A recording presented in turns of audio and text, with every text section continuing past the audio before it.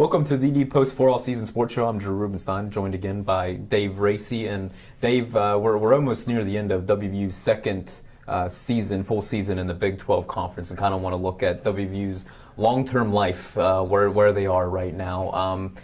WVU's got 2 remaining football games against Kansas and Iowa State, but I guess just kind of looking at it big picture-wise, the struggles and the challenges of the Mountaineers being in the Big 12, have they been what you think most fans expected, more or less? What are your thoughts there? I don't know. I think they've done quite well to be, in Baylor, I think it's probably been the surprise there, that we had a couple games that sort of got out of hand both this year and last year. But, we've competed well with Texas, which is the big guy in the conference. We've competed well with Oklahoma the last 2 years. So I think those are positives. And, Baylor has come up with a great team that maybe no one expected.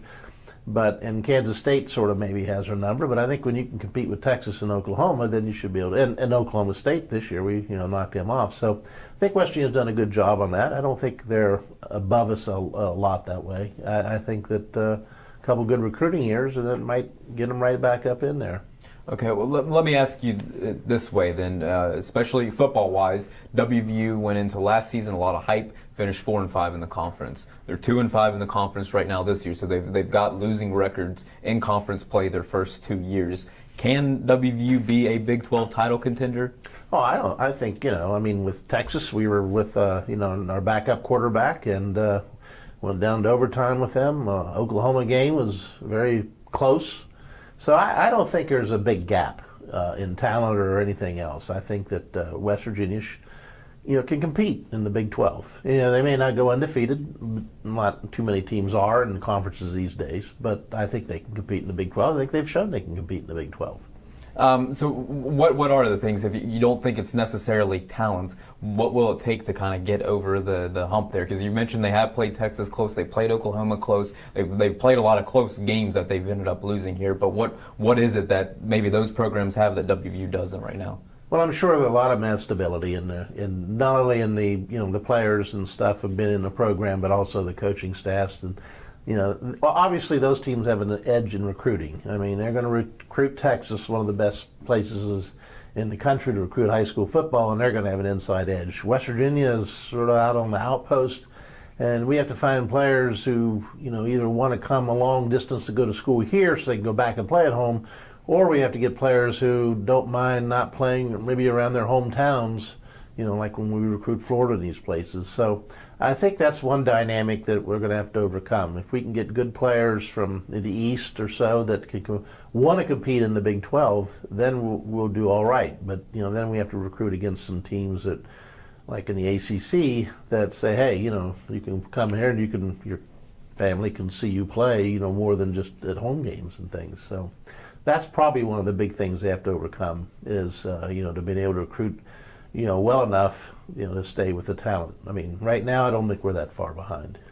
That's interesting, and one of the things that I wonder if also has to change are just maybe fan expectations. I almost wonder if it goes back to how it was maybe more in the mid-'90s where fans for the most part were happy to see WVU make a bowl game and maybe every 3 or 4 or 5 years make a run at Miami and go for the Big East championship. And is that really maybe the best case scenario, at least for the short term for WVU? Oh, absolutely. I mean, a Big 12 championship would be tremendous to shoot for, but I think fans' expectations were risen because they put more emphasis on football. I mean, we were told that we were getting a certain product, one that was going to be entertaining and exciting and a winning one too. So, and it's not that it may not end up that way. In some games, the West Virginia offensive stuff's been good, and other ones not. So, they were told they were going to get a great product. Geno Smith and the crew, the first 5 games set standards a little bit higher than maybe we should have expected, but we're back to reality, and I think we need to be patient and then see what happens the next couple years. You think from a PR standpoint, then WVU pushed a little bit further than what they really were in terms of state of the football program and where they could be in the Big 12? Well, it's Tennessee, new regimes come in. They don't want to, Or get fans excited. Yeah, they couldn't really lower that, say, like, well, Geno Smith's not a good quarterback and Taylor Austin's. I mean, there was a certain record we had. We had a good reputation. We had, good players, and so it was hard to, not, hype them up. And 5 straight wins in the great game over Texas down there. It was hard not to, it just carried its way. And then we've had some, up, and then the Clemson Orange Bowl game too. So those things really play a lot into the expectations. And now we have to sort of get grounded again and say, okay, that's done. And now we are where we are, and let's see how we can go in West can improve. But I don't think there's any reason why they can't.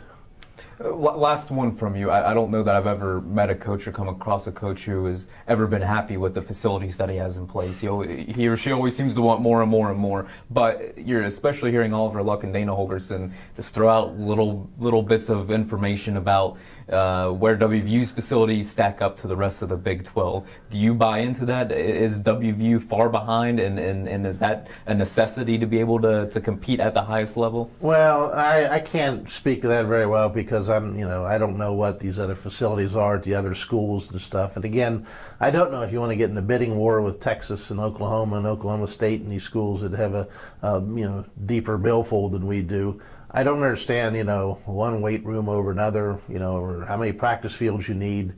The basketball team made a great and big investment in a training facility, which hasn't really paid dividends yet and may or may not. So I don't put a lot of stock into it. I think it seems like West Virginia has great facilities, better than, I can remember Old Mountaineer Field, and, we had to play Penn State and all those good teams. So I don't know. I'm not a big one on the facilities. I don't think that's any drawback whatsoever, to be truthful. All right, very good. I appreciate your time, Dave. Thanks for joining us again. Please continue to check thedpost.com for the latest on the Mountaineers. Thanks for watching today.